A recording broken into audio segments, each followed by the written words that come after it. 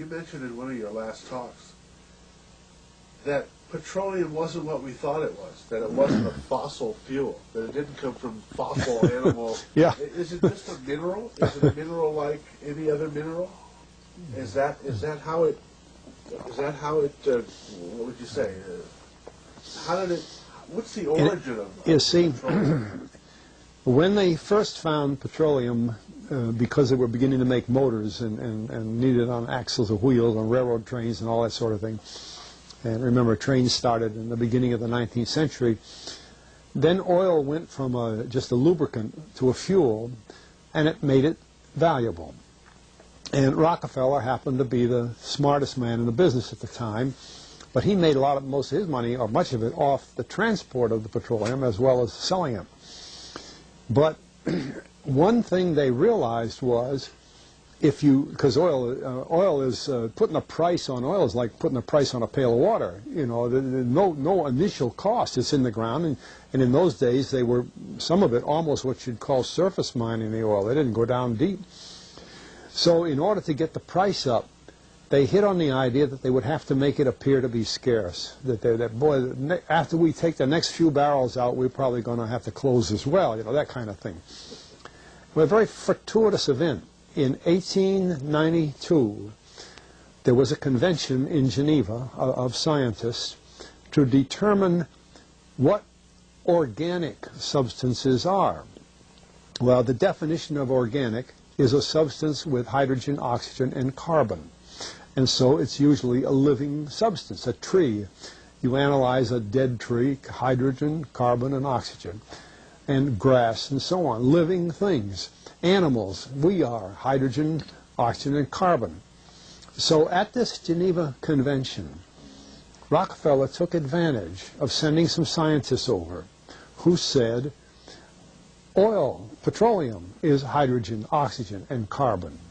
Therefore, it must be derived from the spoiling, the rotting of formerly living matter.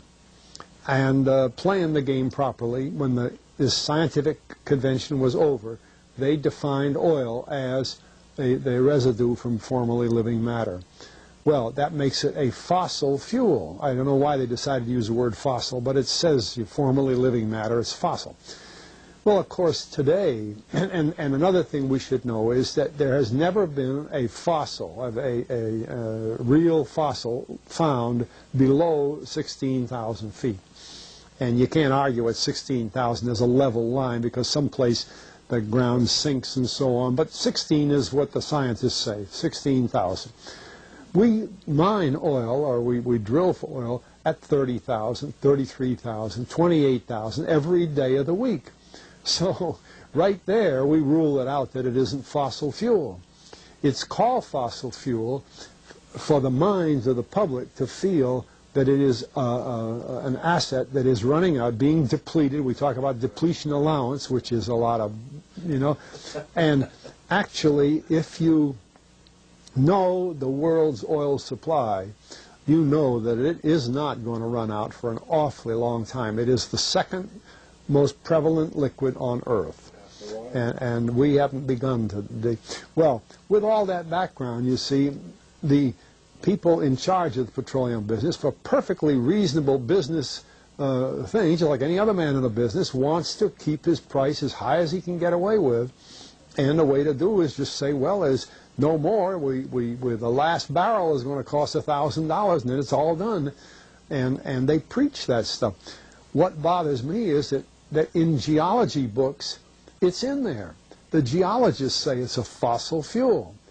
Somehow they've been bought. I mean, I went to a 4-year federal staff energy seminar run by the government of the United States during the so-called energy crisis. I was the participant that represented the railroad industry. The airline industry was there.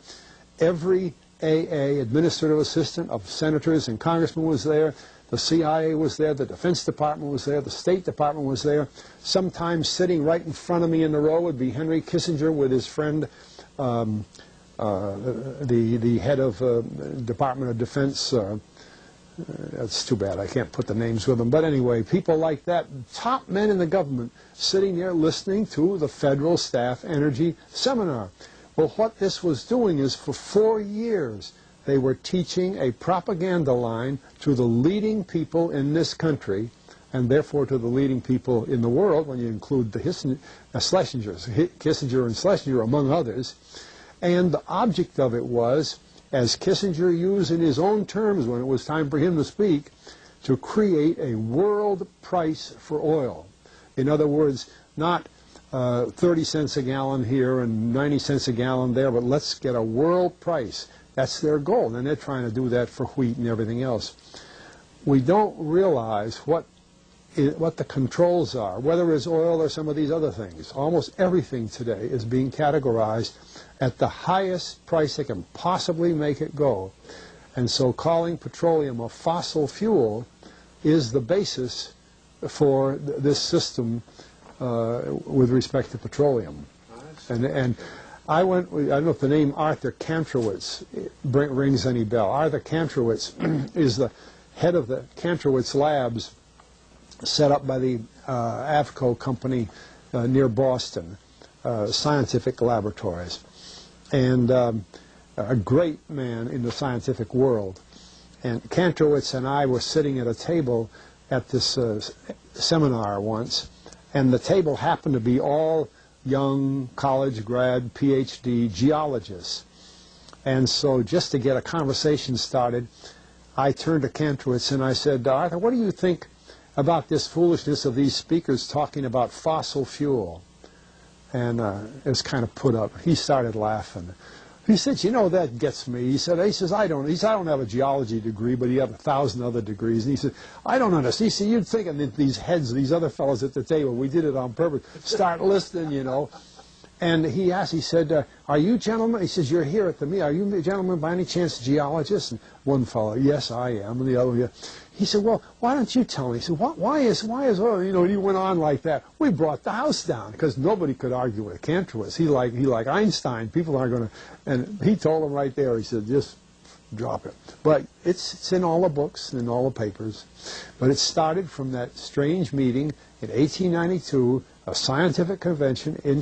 I have a big, thick scientific encyclopedia put out by the Divan Ostrin Company that's about 15 years old now, but it has the whole story of the conference. It doesn't have the Rockefeller part, but it has the whole story of how they straightened out organic chemicals and how it was all figured, and they've got petroleum right in there. Amazing. Amazing. So these aren't accidental things, you see. There's a dollar sign behind almost everything. Okay.